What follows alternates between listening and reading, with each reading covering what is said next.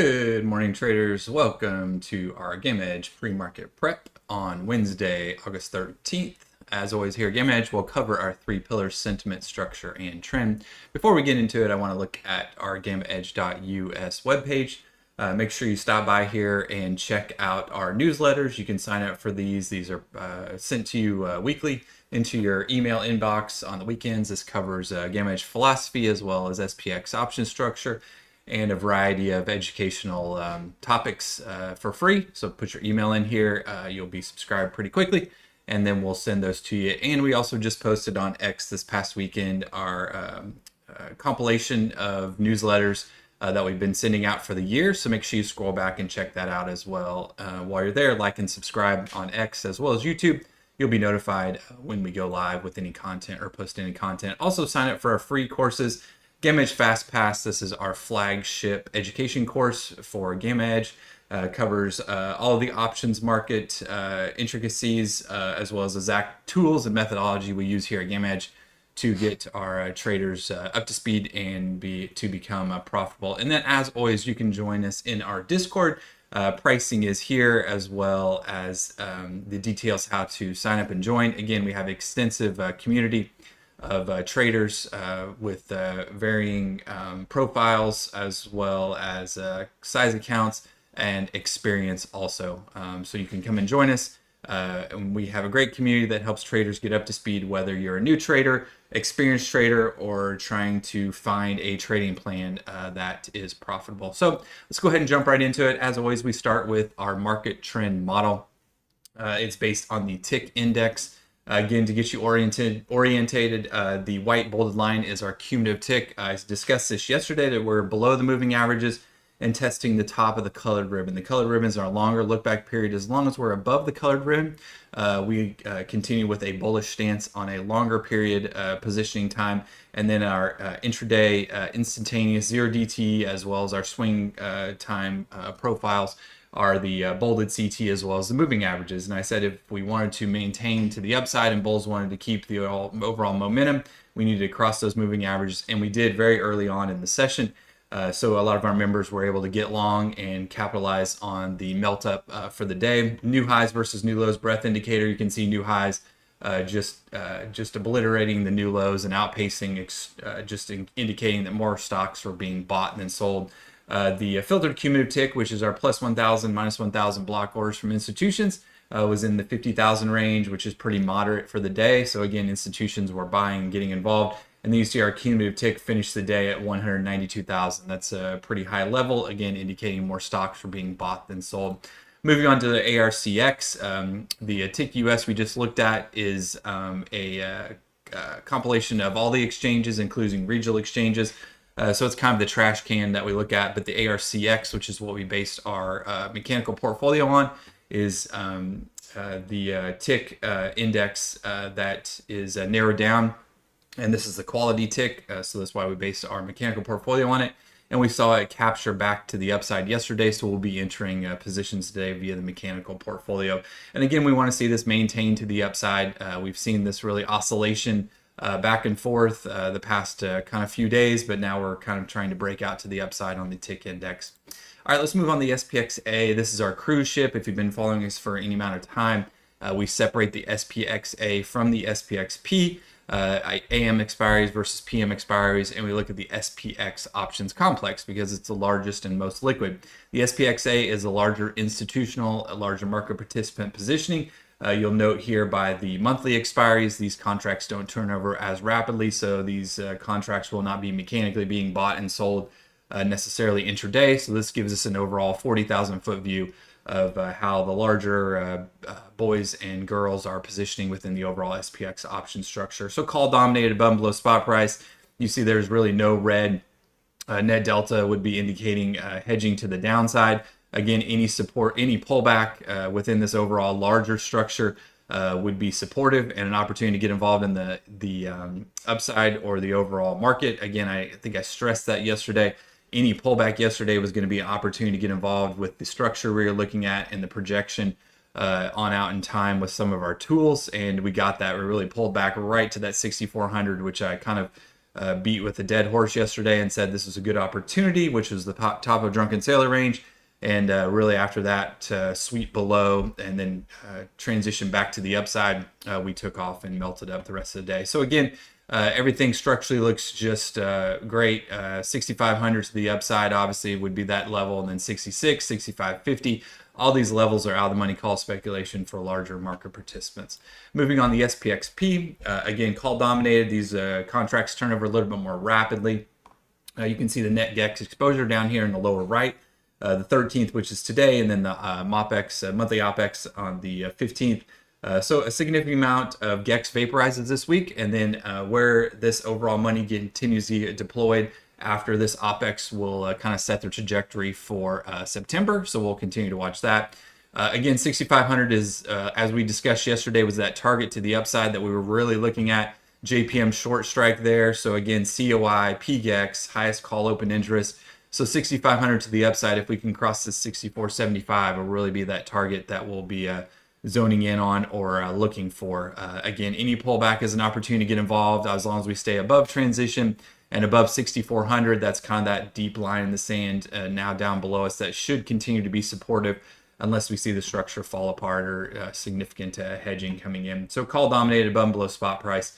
Again, bullish on all looks of that. SPX GEX ratio, this is the put call ratio where we add a time component, which is gamma. We were discussing about the pullback in the overall GEX ratio and a slight negative slope and then a pullback, and then it resolved itself to the upside very rapidly. Again, this is spot price sensitive. So as we start moving up, we start capturing a significant amount of the out of the money called gamma, which becomes in the money.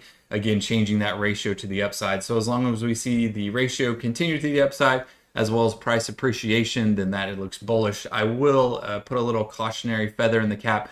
GEX ratio is reaching an extreme. If you look back over here into July, 2.32, 2.34, and 2.35 was an area where historically we had an overall pullback and part of a consolidation. So again, not saying that we're going to do that today, but we are reaching an extreme. Basically, we call this some froth in the overall GEX ratio, and this would lend it to our sine wave theory, and that we go over in the Gamma Edge Fast Pass that you should sign up for. Again, it's basically out of the money call speculation reaches a greed point, and once that greed point, you see some monetization, and we start rolling back down the other side of the mountain, and that's usually a pullback in the overall SPX or a consolidation as that out of the money call speculation resets, and we see some out of the money put speculation come in for a short-term pullback, which is what we were seeing back and forth with the GEX ratio here as we traversed higher, and we were discussing that back and forth. Really, there wasn't any major changes in the overall structure or state. It was just the fear and greed component and that sine wave look just going back and forth as market participants just ride the mountain up, take some profit, and then ride the mountain back down and then back up. So, and we can see that on our delta balance here. Go ahead and zoom in. As always here at Gamma Edge, all of our charts are hyperlinked, and you can scroll over and you can see that with the delta balance here, just back and forth and back and forth. And we discussed that negative slope in the right-hand plane yesterday, but now it has repaired itself back to the upside. But then we see the kind of negative slope of the left-hand plane, which are in the money calls below us. Again, that is just out of the money call speculation back towards in the money puts, and then out of the money put speculation back towards in the money calls, and this just continues back and forth and back and forth. And this is how you get that melt up really in the overall structure. It's good to see puts come into the complex like I discussed. We were seeing out of the money puts hedging to the downside, and that was just overall look for possible pullback, and then those out of the money puts become in the money, and if they're right below spot price, which we see often, then those advantageous put speculators take quick profit, and then we start driving back to the upside. You see the delta balance here pegged at 1. Again, that's all bullish. Left-hand plane, right-hand plane above 0, so out of the money call speculation, and in the money calls below us continue to be bullish to the upside. So unless we see a significant change in sentiment, structure, and then we see the market trend model start to fall apart, again, everything looks bullish to the upside. Now, again, as I said, we're reaching some frothy areas that we'll continue to watch to the upside. Let's move on to 0 DTE, SPXP structure for the day and our game plan. To the upside, obviously we're above the Drunken Sailor range here pre-market. We're driving towards this 64.75 already pre-market, which is COI, highest call open interest, as well as PGEX. Historically, if this structure does not advance intraday with our volumetrics, basically our vol M command indicating out of the money call speculation up towards COTMC, then most likely we'll probably start to see some stalling action into the C6475 level. Not necessarily an area that we would look to short unless we see a large failure, and then we'd look for a quick short back down towards the top of the Drunken Sailor range, which we anticipate to be supportive. If we get inside the Drunken Sailor range, again, this is a low exposure area where we're driven by intraday volumetrics, as well as market participants opening and closing mechanically contracts. Then we'd look for a pullback down towards the transition area. Again, unambiguous today for our GEX and DEX transition, outlined by the white and blue box. So again, any pullback to this area would be an opportunity to get involved in the overall market. And we'd get involved here on the long side for a move back up towards at least the top of DS and then move up towards 64.75. Call dominated above and below spot price. You see net GEX 39,000. So really entrenched on the bullish side. Again, but we'll watch that first gradient to the upside, 64.75, and see if we see the structure continue to advance intraday, indicating call speculation. And then we'd be looking for 6,500 if we get above 64.75. Confluence of COTMC. That's a proprietary level here at GameEdge that you can look at in the GameEdge Fast Pass. But basically, it's out of the money calls, go balanced within the money, and this is historically an area where we see some monetization or profit taking for market participants. All right, let's move on to the SPX net stack command. Again, 64.75, those out of the money calls. Already discussed that, so it's nice to see that in the web app as well as the net stack command. Obviously, these overlay each other and complement each other on the tools. This is just a little bit different visual. In the money calls below is 6,400. I discussed that. Again, those will always continue to be supportive if they're in the money calls. Also notice that yesterday we had a locked horns look, but we were on the teeter-totter. We had negative 1,000 net GEX, and I said we were put dominated, but I said we could easily flip call dominated with where we were gapping up to. And once we flip call dominated, we start capturing more of those out of the money calls become in the money. Obviously, our book, because of positive delta, capturing those calls becomes longer. The dealer market maker book becomes shorter, and they have to hedge that delta. As hedging, they have to buy the underlying SPX futures, some sort of instrument to hedge that delta, because their whole goal is to be overall delta neutral. So that's why we continue to see that melt up as we captured more and more in the money, or out of the money calls became in the money above us, and we just melted right up through those key levels that we were discussing. Charm wise, out of the money puts, these will continue to be supportive as long as we're above 6,400, as I discussed. Again, a key line in the sand. And then 64.75 is the out of the money calls. So you see that those will continue to grow. Basically 1.5 to 1 on the integral here. So that will be key as we move throughout the day. Again, our net stack command is automated throughout the day for our members.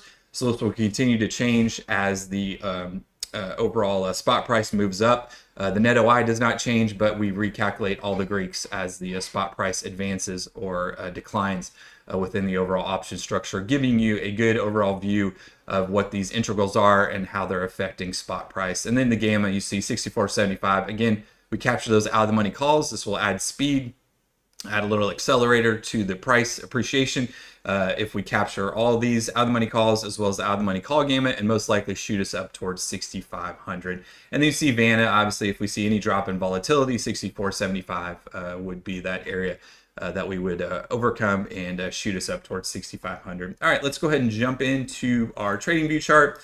Let's look and see where we are pre-market. Sorry about that. See what our projected open is. 64.65, so we'll go back to our SPX and we'll enlarge this. So I've outlined obviously the Drunken Sailor range, which you've already discussed on our web app, as well as our 0DT transition levels. So we're at 64.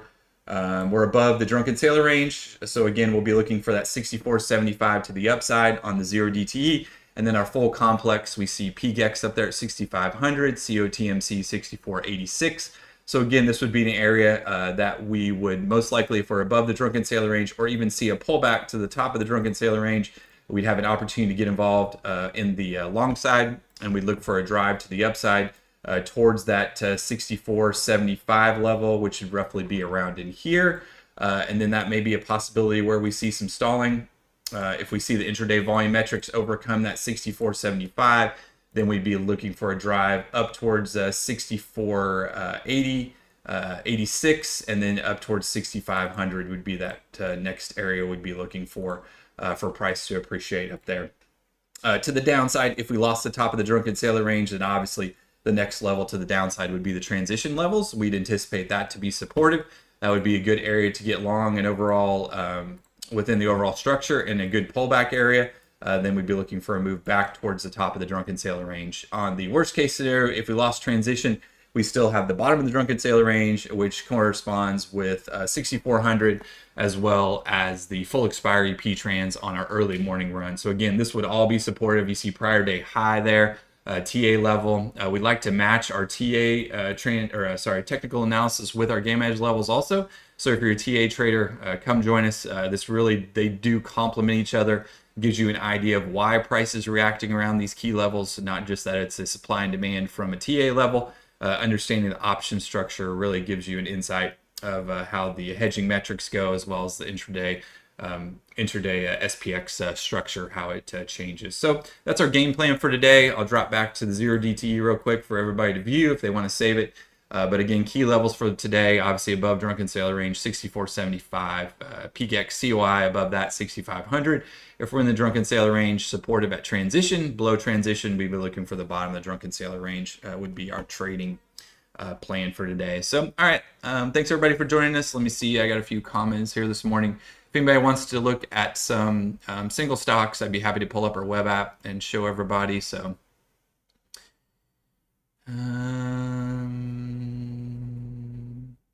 Sherman. So here's what I'm going to say about Spot Gamma. We respect all the work they do. I don't know exactly what they would be looking at to talk about the 99th percentile Gamma strike on 0 DTE.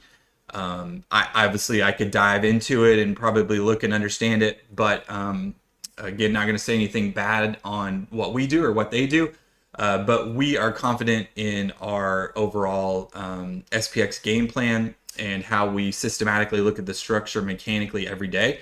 Our SPX game plan follows a well-written out deep dive every day from top to bottom, right? And we continue to do that day over day, and that gives us an idea of the overall SPX structure. If you want to look back at any of our previous SPX game plans, as well as our videos, and what we've discussed and how price has reacted around those levels. So I don't know exactly what they're talking about, but we systematically go through the option structure, SPXA, SPXP, and then we use our tools to complement them. No, 100%. I'm not criticizing anybody either. I appreciate the question.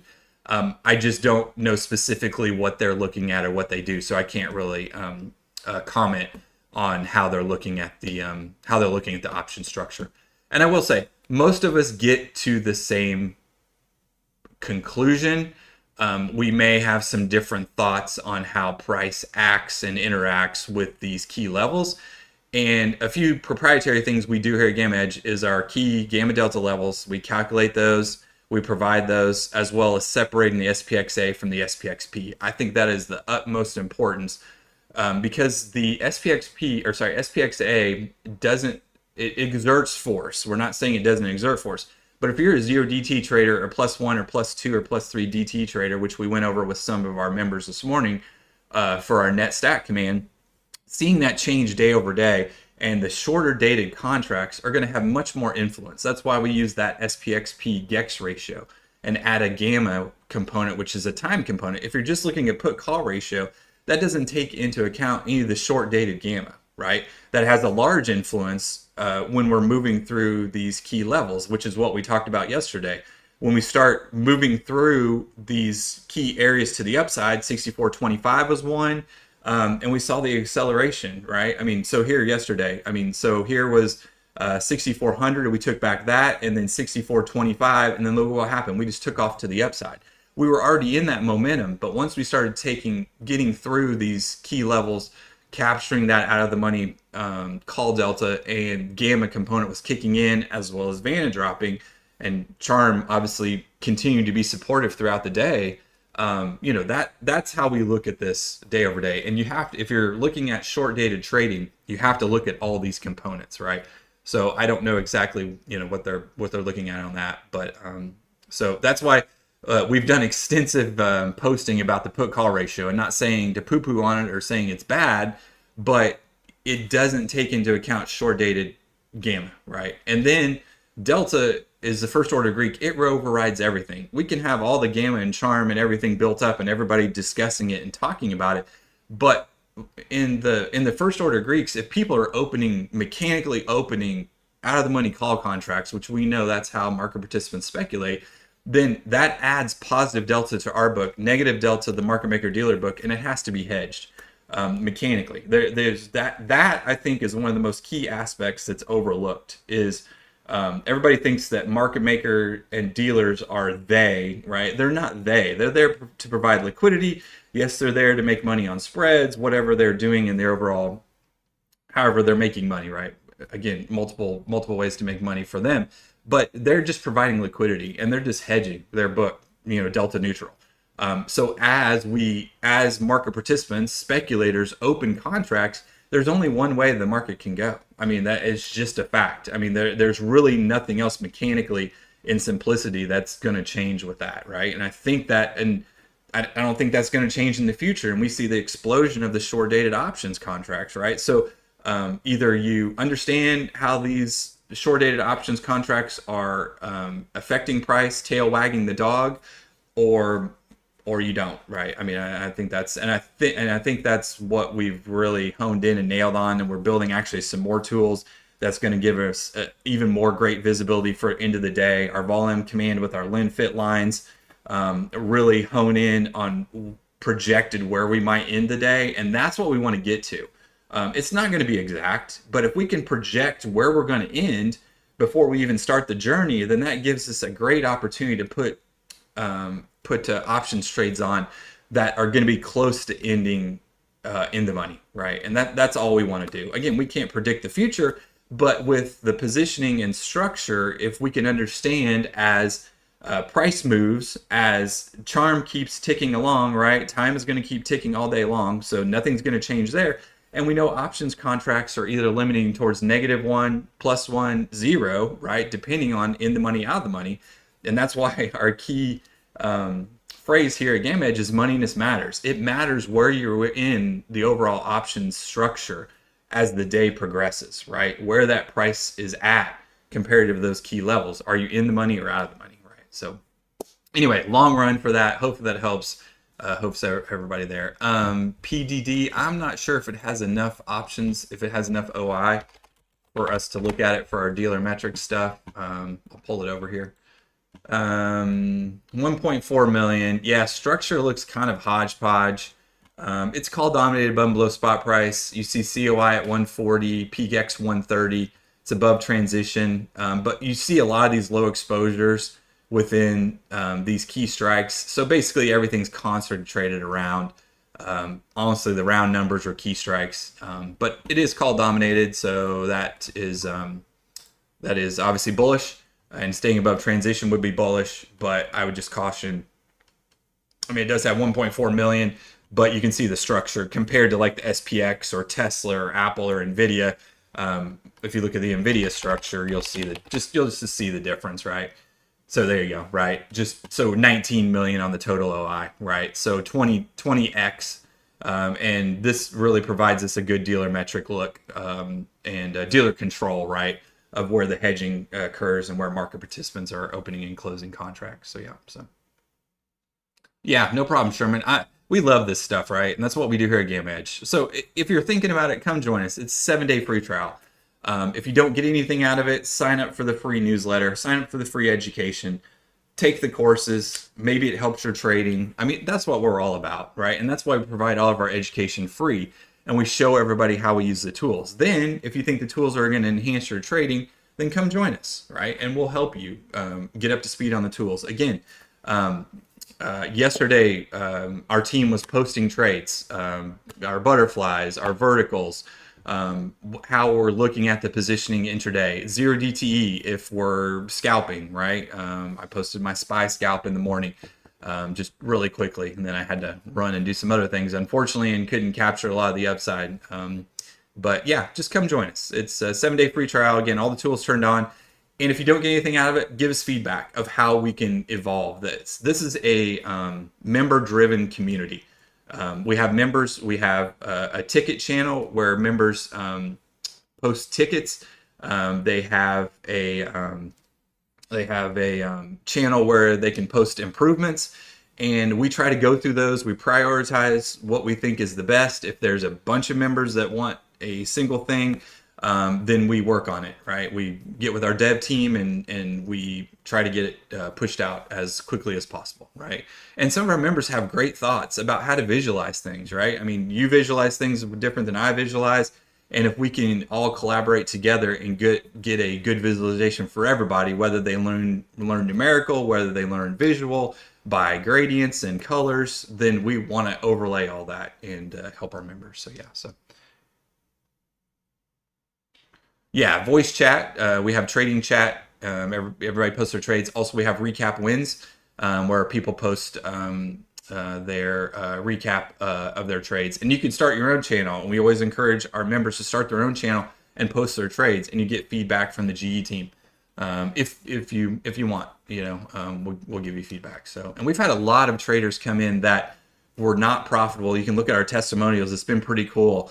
That were really struggling, and it takes a little bit to get all of our education. We're not saying this is just you come in the first day and you jump into Game Edge and you start blowing it away. But once you get into the ecosystem, once you understand how the SPX option structure works, how the positioning works, how you can use it on your trading, even if you're a TA trader or some other trader, we really see the light bulb go on for a lot of these members, a lot of our new members that are coming in, and they go from being negative traders or just flat to actually hitting base hits. And that's what we're about here at Game Edge. We want you to hit 100 base hits, and then once in a while you'll hit a home run, right? You'll get a large move in a day and you hit a home run. But if you can hit base hits every day and just incrementally step up your P&L, right? And we're not about all the flashiness that you see on YouTube or Twitter or whatever else, right? I mean, we're just normal guys helping people, become systematically profitable traders day over day and managing risk. So yeah.